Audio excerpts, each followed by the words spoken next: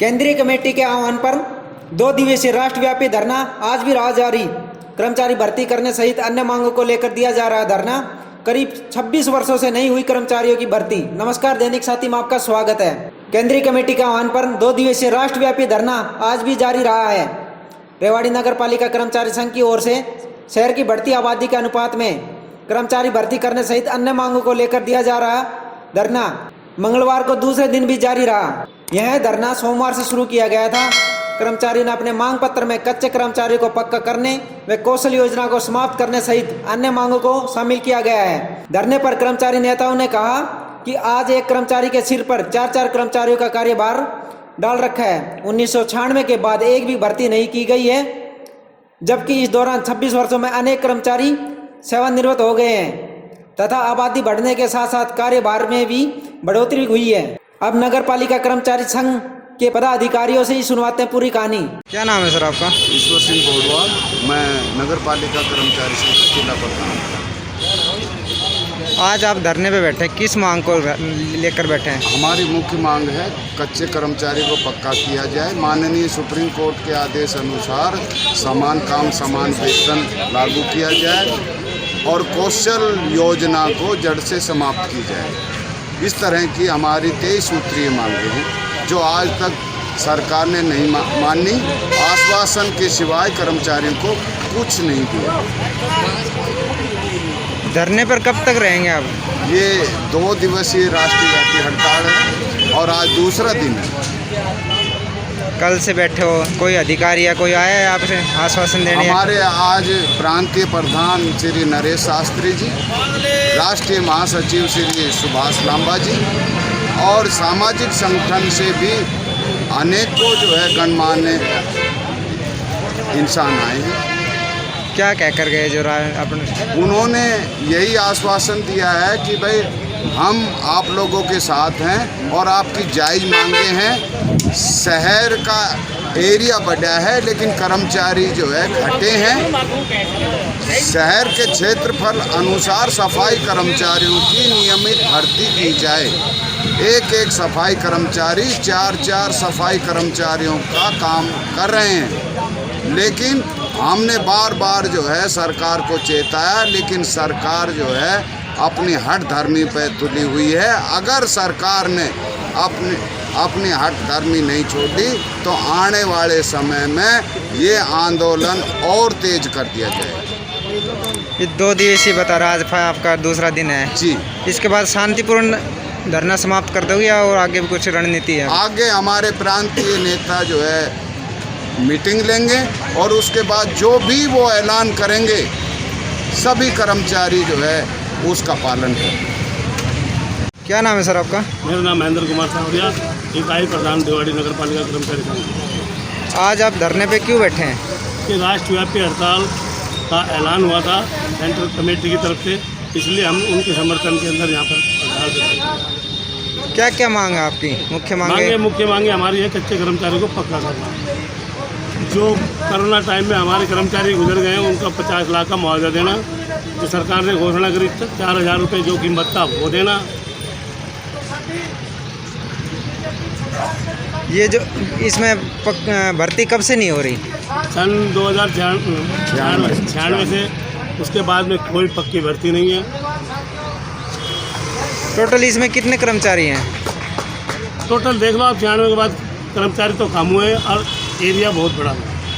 उन्हीं कर्मचारी के बच्चे को जितने कर्मचारी उनसे ही काम लिया जा रहा है। एक कर्मचारी के ऊपर 3 4 कर्मचारी का बहुत है। इसके लिए आपने कहीं और भी बोला है? इसके लिए सालों से लड़ते आ रहे हैं हम और लिखते आ रहे हैं। सेंट्रल गवर्नमेंट को भी लिखा, स्टेट गवर्नमेंट को लिखा, जिला स्तर पे भी लिखा, इकाई स्तर पे भी लिखा। जैसे आप सैलरी को लेकर भी कर रहे हैं कि सैलरी बढ़ाई जाए। सैलरी बढ़ाने की तो बात अलग है, ये कच्चे कर्मचारी को पक्का ही नहीं कर रहे। सैलरी जब भी बढ़ेगी कच्चे कर्मचारी पक्का हो। माननीय सुप्रीम कोर्ट के आदेश। नाम है सर आपका? मेरा नाम है जी, नगर पालिका कर्मचारी संघ रेवाड़ी की तरफ से कोषाध्यक्ष होने के नाते मैं पूर्णचंद सिवाल। आज धरने पे क्यों बैठे हैं आप? धरने पे इसलिए बैठे कि ये पूरे हिंदुस्तान की केंद्रीय कमेटी के आह्वान पर 2 दिन की हड़ताल पूरे हिंदुस्तान के अंदर है और सभी महकमों की पूरी तरह से। जैसे रोडवेज वालों की भी हड़ताल 2 दिन से, उनका जैसे कि जीएम आकर समाप्त कर दिया। आपके पास भी कोई अधिकारी आकर कुछ आश्वासन दिया है कि इस तरह का? अधिकारी तो हमारे पास कोई नहीं आया, लेकिन हमारा प्रांतीय प्रधान नरेश शास्त्री जी आए थे और हमारे राष्ट्रीय लेवल के महासचिव श्री सुभाष लांबा जी आए थे और वो आगे की रणनीति के लिए आह्वान करके गए हैं कि बिहार में, बेगूसराय में, पूरे हिंदुस्तान का एक एक कर्मचारी, एक एक डिपार्टमेंट का कर्मचारी नेता वहाँ भाग लेगा और वहाँ सरकार की नीतियों के विरोध में पूरी तरह से योजना बनाई जाएगी। और ये 2 दिन की जो हड़ताल का संकेत सरकार को दिया है, ये तो क्रांति का चौपड़ा बिछाया है, तैयार किया है क्रांति जगाने का। और क्रांति की जब चिंगारी फैलेगी पूरे हिंदुस्तान की, जब रेल, हवाई जहाज, PWD, बिजली, सब कुछ जैसे कि किसानों ने 3 अपनी मांगों को रद्द करवाया है, उनसे तो डर गई। अब हमारे गरीबों को ऊपर अत्याचार ढाना चालू कर दिया है, अब इनको तो बात। मैं सरकार को ये बता देना चाहता हूँ, जब भी किसी गरीब को सताया जाता है ना, तो उस गरीब की आत्मा से ऐसी आग का गोला छूटे है कि वो सब क्या ही ने तबाह कर देता है। ये बता देता है कि सरकार तो क्या, ये भी नहीं रहेंगे किसी गरीब को अगर सताया। जैसे आप बता रहे पिछले 8 साल से कोई भर्ती वगैरह क्यों नहीं हो रही, मतलब क्या कारण है? अपनी जेब भरने का लालच चाहिए। इतनी घनी पोस्टें खाली हैं, इतने घने नौजवान बेरोजगारी के लिए भटक रहे हैं। कोई वैसे मर रहा है, कोई वैसे पड़ मर रहा है, कोई वैसे गिर मर रहा है। ये इनके कारण हो रहा है, जो भी हो रहा है देश के अंदर। अपनी रेवाड़ी नगर पालिका में कितने पद खाली है? बहुत ज़्यादा। पूरे हिंदुस्तान की बात करो ना आप, पूरे हिंदुस्तान में कितने नौजवान अपनी जान गंवा रहे हैं रोज़। ये देखना चाहिए ना सरकार को, ये देखना चाहिए। हमारे माननीय श्री प्रधानमंत्री नरेंद्र मोदी जी ने शुरू चांस में प्रधानमंत्री बनने से पहले रेवाड़ी में महारैली की थी अपनी, यहाँ से शुरू किया। यहाँ से हमने उनकी रैली को देखा तो हमें सोचा कि ये देश के लिए कुछ करेगा, देश के जवानों के लिए कुछ करेगा, जनता के लिए कुछ करेगा। लेकिन बावजूद इसके मैं ये भी समर्थन करता हूँ प्रधानमंत्री जी का, जो कि झाड़ू हाथ में लेकर के सबसे पहले स्वच्छता अभियान चलाया। बहुत अच्छी बात है, जागरूक किया, जनता को जागरूक किया। लेकिन बावजूद इसके प्रधानमंत्री जी ने ये सोचना चाहिए कि सबसे निचले पायदान पर है तो सफाई कर्मचारी है, और इनसे गरीब तबके का कर्मचारी कोई हो ही नहीं सकता।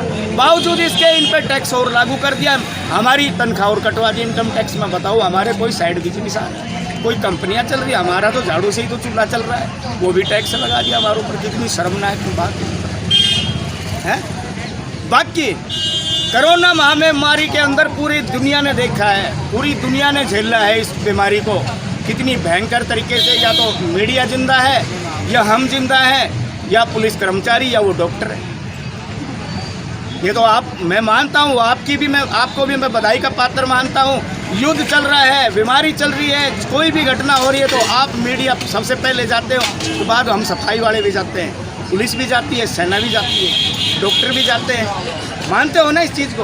बावजूद इसके प्रधानमंत्री जी ने हमारी एक भी बात, हमारा तो 18 महीने का एरिया रोड खा लिया, महंगाई भत्ता ही ख़त्म कर दिया।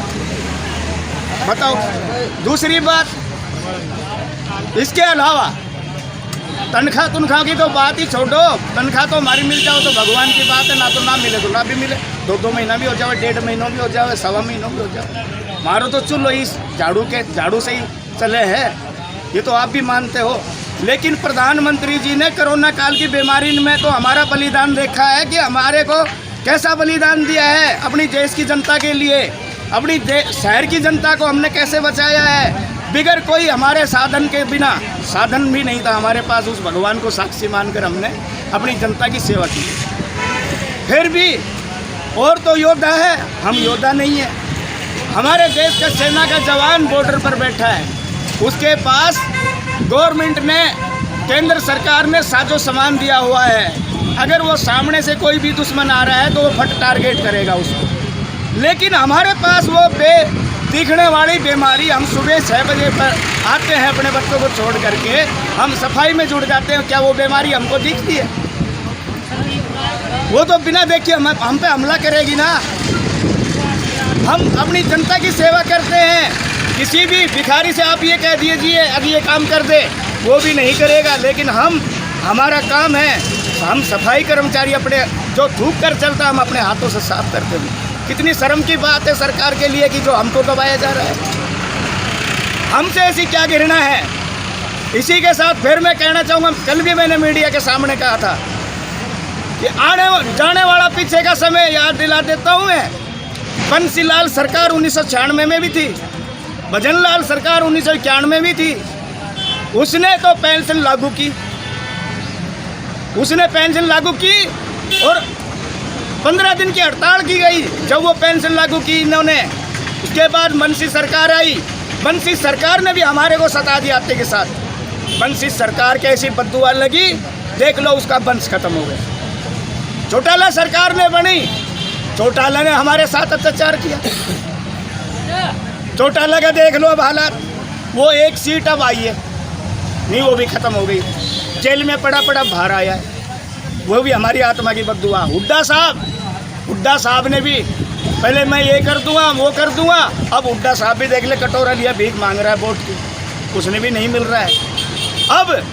अब ये बीजेपी सरकार हमारी जान में गली हुई है, हमको मारना चाहती है। तो जब भी पाप ने जन्म लिया है तो धर्म ने भी जन्म लिया है। मैं ये बताना चाहता हूँ, जो कि रामचंद्र भगवान की सरकार बात करती है, रामचंद्र भगवान तो कण कण में वास करते हैं, लेकिन ये किस में वास करते हैं इनसे मैं पूछना चाहता हूँ। ये अपनी देश की जनता के दिलों में वास करते हैं? वो बताओ, किसी गरीब की आत्मा में वास करते हैं? ये अपनी आत्मा में वास करते हैं। हमारा टैक्स खा लिया, हमारी तनख्वाह खा ली, बताओ तो मतलब हो गया। तो इसी के साथ मैं कहना चाहूँगा, सरकार ने अगर नहीं समय पर हमारी बात नहीं मानी तो आगे क्रांति भड़केगी और पूरे देश के अंदर भड़केगी। हमारे नेताओं ने स्पष्ट संकेत दे दिया। धन्यवाद।